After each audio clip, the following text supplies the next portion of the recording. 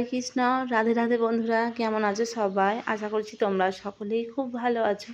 অভাগীর জীবনযাপনে তোমাদের সকলকে স্বাগতম জানিয়ে আজকের একটা নতুন ভিডিও নিয়ে চলে এসেছি। সকালের দিকে একটু বৃষ্টি হয়েছিল, আর আমাদের এই পেছনের দিকটায় না একটা কড়ি ফুলের গাছ আছে। প্রত্যেক দিন প্রচুর হারে পাতা পড়ে, ফুলও পড়ে। আর এই দিকটা একটু শ্যাওলা মতন হয় বৃষ্টি হলে। এইদিকে শুধু বাসন টাসনগুলো মাজা হয়। তো তোমাদেরকে কি বলবো বন্ধুরা, আমার না চিন্তার আর শেষ নেই। আমি ভাবিনি জীবনে আমার কাছে এতটা বড় একটা ঝামেলা, এত বড় বোঝা আমার ঘাড়ে এসে পড়বে। বোঝা বলতে গেলে খারাপও লাগে। তোমরা হয়তো দেখে ভাবছো, বলবে হয়তো যে কি এইরকম মানুষের বিপদে পড়লে কেউ এইরকম কথা বলে। আমার ঠাকুমাকে না নিয়ে আমি ভীষণ সমস্যার মধ্যে পড়েছি।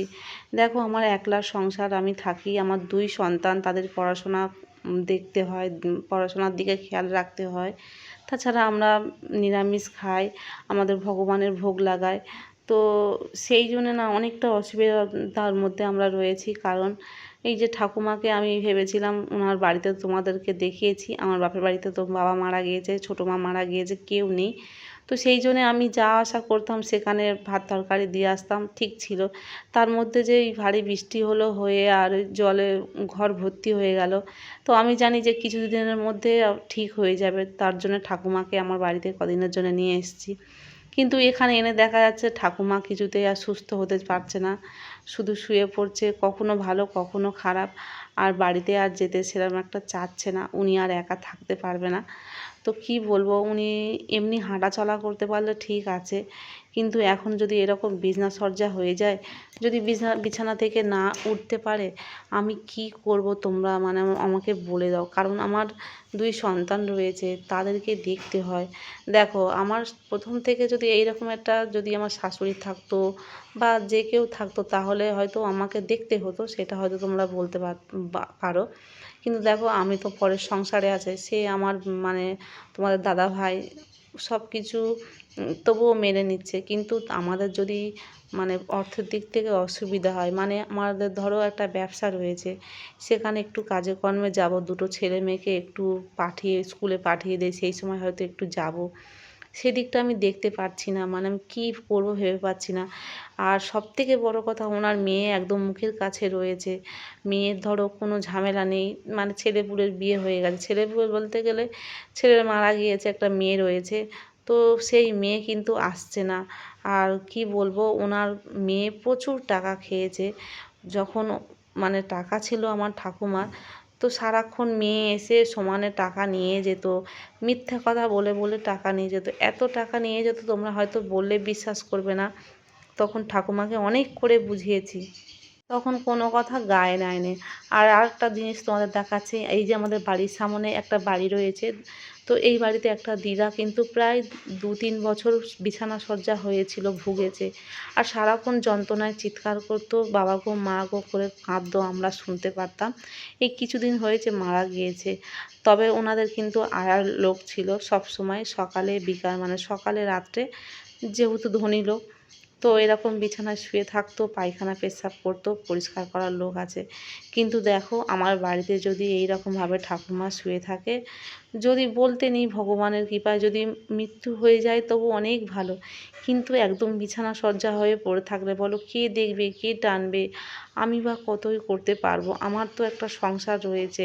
আর সবথেকে বড় কথা, আমি তুলতে পারি না ওনাকে। পায়খানা পেচ্ছাপ করলে আমার ছেলে মেয়ে আছে, ঘেন্না করে, মেয়েটা ঠাকুমার পাশে থাকে।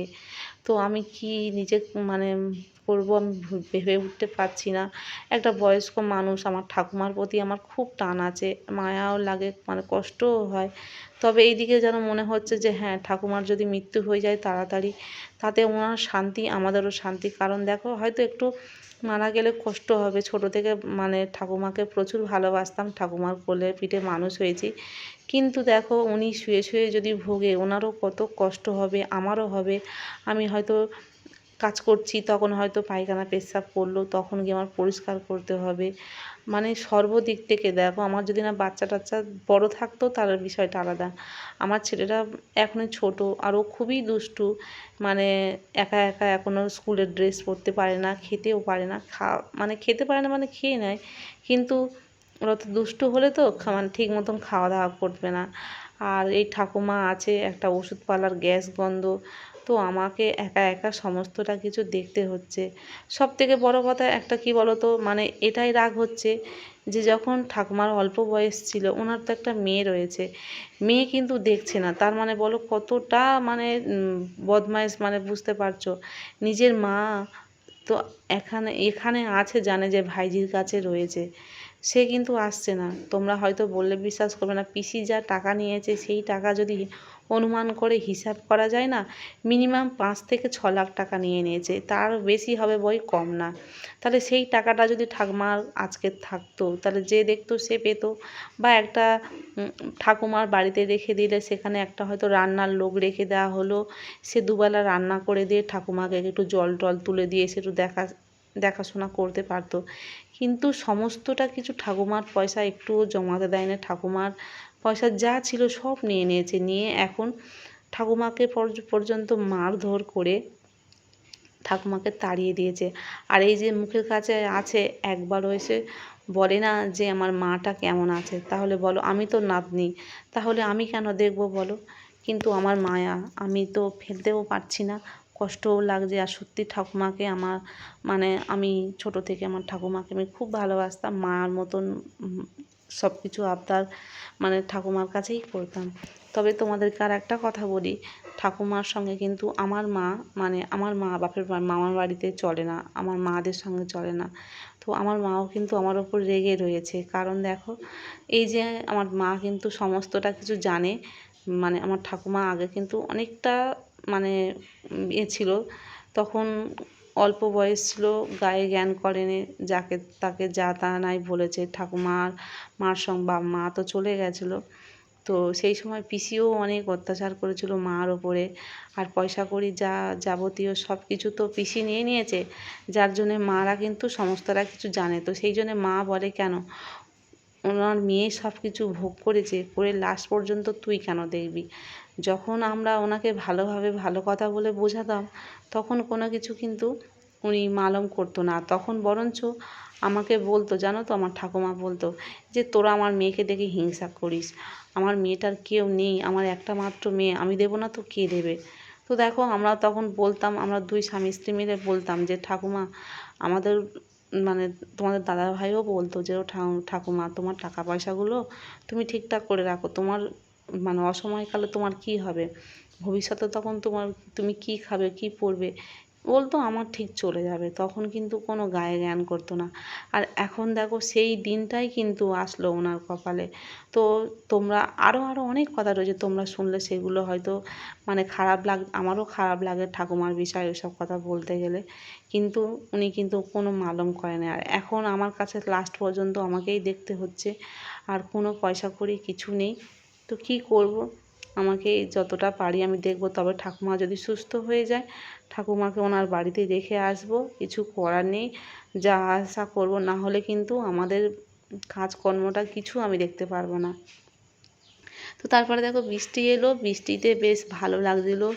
আর এদিকে কারেন্ট চলে গেছে। আমার গোপাল সোনাদেরকে একটা তরকারি আর ভাত করেছি, জানো তো। সকাল থেকে এত কাজের চাপ ছিল ঠাকুমার জন্যে, ওনার পেছনে খাটতে খাটতে আমার তো প্রায় হাফ সময় চলে গেছে। নিজেও খাওয়ার সময় পাইনি, 12টার সময় তখন একটু মুড়ি খেয়েছি। কি করবো বলো।